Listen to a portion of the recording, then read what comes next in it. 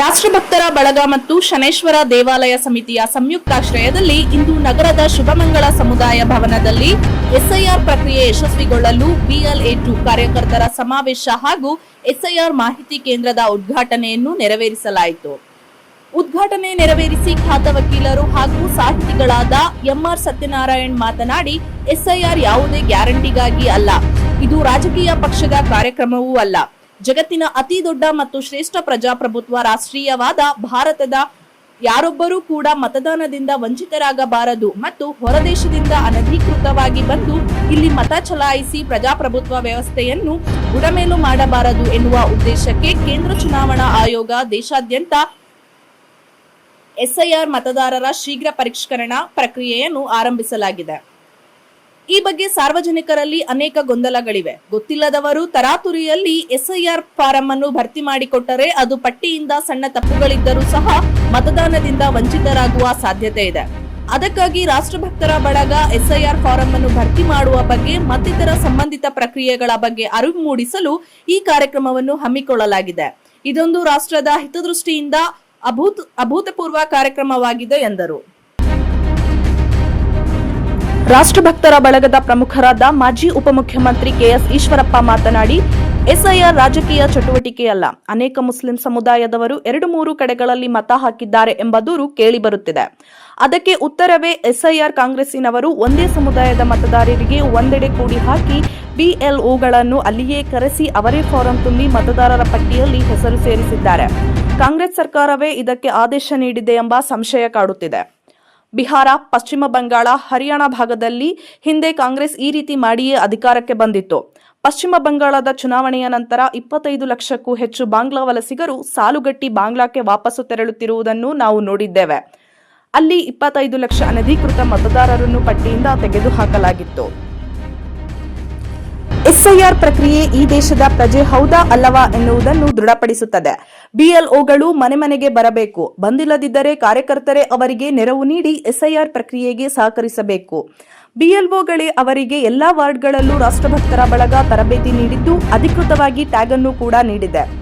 ಆ ಕಾರ್ಯಕರ್ತರು BLO ಜೊತೆಗೆ ಬಂದು ಎಸ್ಐಆರ್ ಪ್ರಕ್ರಿಯೆ ಬಗ್ಗೆ ಅರಿವು ಮೂಡಿಸುತ್ತಾರೆ. ಒಂದೇ ಒಂದು ಮತ ಹೋದರೂ ಅದು ದೇಶಕ್ಕೆ ದೊಡ್ಡ ನಷ್ಟ. ಅದಕ್ಕಾಗಿಯೇ ಎಸ್ಐಆರ್ ಫಾರಂ ಅನ್ನು ತಿಳಿದವರ ಬಳಿಯೇ ಮಾಹಿತಿ ಪಡೆದು ಭರ್ತಿ ಮಾಡಿ ಅದಕ್ಕಾಗಿಯೇ ಇಲ್ಲಿ ಸಲಹಾ ಕೇಂದ್ರವನ್ನು ಸ್ಥಾಪಿಸಿದ್ದೇವೆ. ಬೆಳಗ್ಗೆ 9ರಿಂದ ರಾತ್ರಿ 9ರವರೆಗೆ ಈ ಸೇವಾ ಕೇಂದ್ರ ಜುಲೈ 29ರವರೆಗೆ ಕಾರ್ಯಾಚರಿಸುತ್ತಿದೆ ಎಂದು ಮಾಜಿ DCM KS ಈಶ್ವರಪ್ಪ ತಿಳಿಸಿದರು.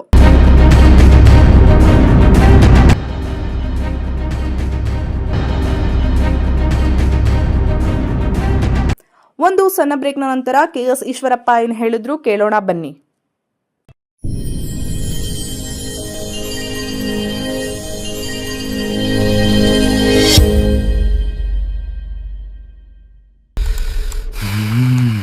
ಇವಳಿಗೆ ಸರಿಯಾಗಿ ಬುದ್ಧಿ ಕಲಿಸ್ತೀನಿ.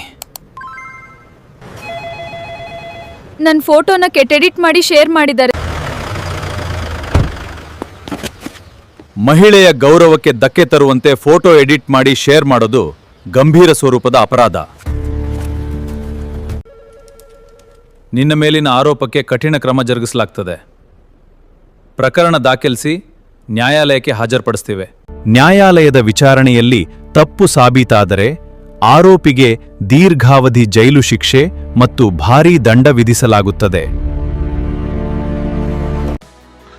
ಶಿವಮೊಗ್ಗ ನಗರದ ಸಾಗರ ರಸ್ತೆಯ ಗಾಡಿಕೊಪ್ಪದಲ್ಲಿರುವ ನಂಜಪ್ಪ ಲೈಫ್ಕೇರ್ನಲ್ಲಿ ಜೂನ್ 15, 2026ರಿಂದ ಜುಲೈ 18, 2026ರವರೆಗೆ ಬಿನೈನ್ ಪ್ರಾಸ್ಟಾಟಿಕ್ ಹೈಪರ್ಪ್ಲಾಸಿಯಾ ಉಚಿತ ತಪಾಸಣಾ ಶಿಬಿರವನ್ನು ಆಯೋಜಿಸಲಾಗಿದೆ.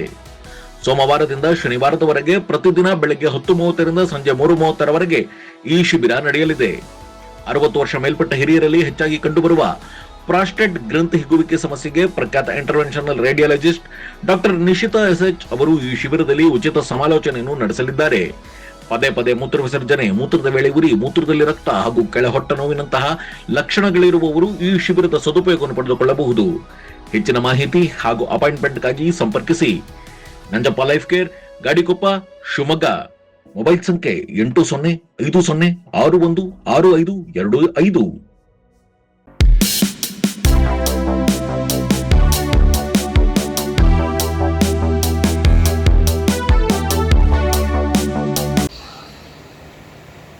ಇಲ್ಲಿ ಕೂತಿರೋರು ನಾವು ಬರೀ ರಾಜಕೀಯ ಪಕ್ಷ ಕಾರ್ಯಕರ್ತರಲ್ಲ, ಬರೀ ಚುನಾವಣೆ ಅಷ್ಟೇ ನಮ್ ಕೆಲಸ ಅಲ್ಲ. ಕಾರ್ಪೊರೇಷನ್ ಚುನಾವಣೆ ಗೆಲ್ಬೇಕಾ ಗೆಲ್ಬೇಕು, MLA ಚುನಾವಣೆ ಗೆಲ್ಬೇಕಾ ಗೆಲ್ಬೇಕು, MP ಚುನಾವಣೆ ಗೆಲ್ಬೇಕಾ ಗೆಲ್ಬೇಕು. ಬರೀ ಚುನಾವಣೆ ಅಷ್ಟೇ ಅಲ್ಲ, ಈ SIR ಈ ದೇಶದ ಪ್ರಜೆ ಅವನ ಹೌದೋ ಅನ್ನೋಂಥ ತೀರ್ಮಾನ ಮಾಡಂತ ಒಂದು ಪ್ರಕ್ರಿಯೆ. ನಾವೆಲ್ಲರೂ ದೇಶಭಕ್ತರು ಸೇರಿದ್ದೀವಿ. ಈಗ ನಮ್ಮ ಹೆಸರೇ ರಾಷ್ಟ್ರಭಕ್ತ ಬಳಗ. ನಾವು ಮಾಡಿದಂತ ಚಟುವಟಿಕೆಗಳೆಲ್ಲ ಎಲ್ಲರೂ ಹೊಗಳ್ತಾ ಇದ್ದಾರೆ. ಮೊನ್ನೆ ಸಾಗರಕ್ಕೆ ನಾವು ಹೋಗಿ ಬಂದ ನಂತರ ಕನಿಷ್ಠ ಒಂದು 100 ಫೋನ್ ಬಂದಿರ್ಬೋದು ನನಗೆ, ಕನಿಷ್ಠ 100 ಫೋನ್. 125 ಬಸ್ಗಳಲ್ಲಿ ರಾಷ್ಟ್ರಭಕ್ತ ಜನ ಬಂದಿರಿದೆ. ನೀವು ನಿಜಕ್ಕೂ ನಮ್ಮ ನಿಮಗೆ ಅಭಿನಂದನೆ ಸಲ್ಲಿಸ್ತೀವಿ ಅಂತ ಹೇಳಿ ಆ ಭಾಗದಿಂದ ಫೋನ್ಗಳು. ಆ ಮಳೆಯಲ್ಲಿ ಹೋಗಿ ಬರ್ಬೇಕು ಅಂದ್ರೆ ಏನಿತ್ತು ನಮಗೆ? ಈ ದೇಶ ಈ ರಾಜ್ಯದಲ್ಲಿ ಪರಿಸರ ಹಾಳಾಗಬಾರದು, ಮಳೆ ಬರಬೇಕು, ಗಿಡ ಮರಗಳು ಬೆಳಿಬೇಕು, ಪ್ರಾಣಿಗಳು ಉಳಿಬೇಕು, ಪಶ್ಚಿಮ ಘಟ್ಟ ಉಳಿಬೇಕು. ಈ ರೀತಿಯಲ್ಲಿ ನಾವೊಬ್ಬ ನಮ್ಮ ಸ್ವಂತಕ್ಕೇನು ವೈಯಕ್ತಿಕ ಅಲ್ಲ, ಎಲ್ಲರೂ ಹೇಗಿದೆ ಹಾಗೆ ನಮಗೆ. ಫಾರಮ್ಗಳು ನಾವು ತಗೊಂಡಿದ್ದೀವಿ ಅನ್ನೋದು ಕೈ ಬಿಡಿ, ಪ್ರಾಮಾಣಿಕವಾಗಿ ಬಿಡಿ. ಆ ಭರ್ತಿ ಮಾಡಿದ್ರೆ ಸರಿ ಇದೆಯಾ ಇಲ್ಲ ನಿಮಗೆ ಏನ್ ಗೊತ್ತು?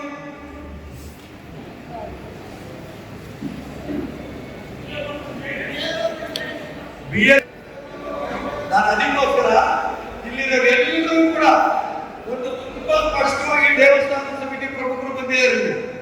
ವೀರಾಜು ಇದ್ದಾರೆ, ಸಾನಮೂರ್ತಿ ಇದ್ದಾರೆ, ವೆಂಕಟೇಶ್ ಇದ್ರು. ಇವರೆಲ್ಲರೂ ಸೇರಿ ರಾಷ್ಟ್ರಭಕ್ತ ಬಳಗ, ಶನೀಶ್ವರ ದೇವಸ್ಥಾನ ಸಮಿತಿ ಇಬ್ರು ಸೇರಿ ನಾವೊಂದು ಕಚೇರಿ ಮಾಡ್ತೀವಿ ಅಂತೇಳಿ ಅವ್ರು ನಮ್ಮ ಜೊತೆ ಸಹಕಾರ ಕೊಟ್ಟು ಕೆಳಗಡೆ ಕಚೇರಿ ಅವಕಾಶ ಮಾಡಿಕೊಟ್ಟಿದ್ದಾರೆ. ಇವತ್ತು MR ಸತ್ಯನಾರಾಯಣ ಅವರು ಆ ಕಚೇರಿಯನ್ನ ದೀಪ ಹಚ್ಚೋ ಮುಖಾಂತರ ಉದ್ಘಾಟನೆ ಆಗತ್ತೆ. ಇವತ್ತಿನಿಂದ ಎಲ್ಲಿ ತನಕ ಫಾರಂ ಭರ್ತಿ ಮಾಡಕ್ಕೆ ಅವಕಾಶ ಇದೆ?